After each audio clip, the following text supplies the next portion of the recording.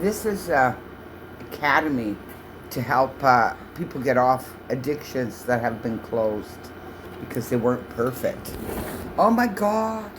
You know, if you use this ideology for INSITE, Vandu, and OOPS, I mean, they would be closed. They would absolutely be closed.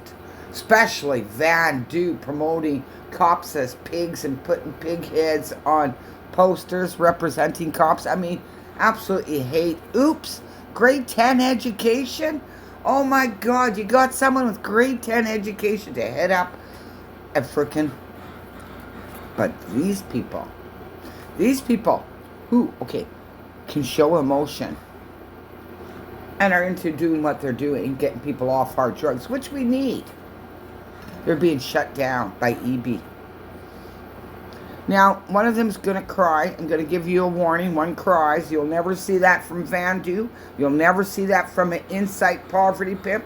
And you'll never, ever, ever see that from Sarah Bly of OOPS. When people die, she uses that particular time to think that people are weak and chase them. Like she did to me once. Chased me. Thought she was going to scare me, that I might be scared of the lunatic.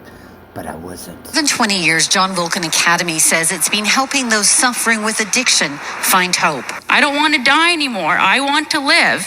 And it's because of all of this. It's because of all this support and this entire program. But the nonprofit, which included a water buffalo and bison farm in Langley, where students were taught work skills, came under scrutiny after a series of complaints, including failure to protect residents from abuse and neglect, talking bans, and forcing students to sit on a bench for hours.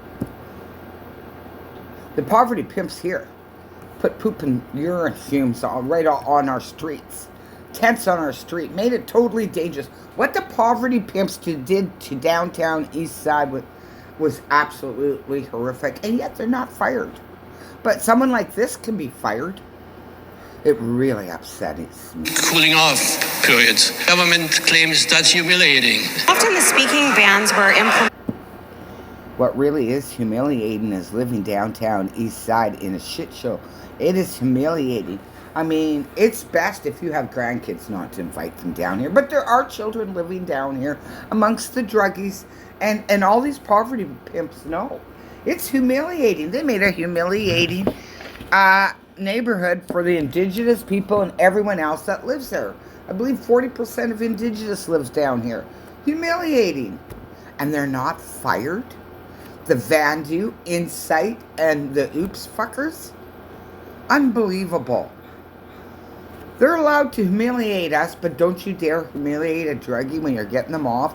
Sounds pretty fishy to me. To individuals. They say both these practices have since been eliminated.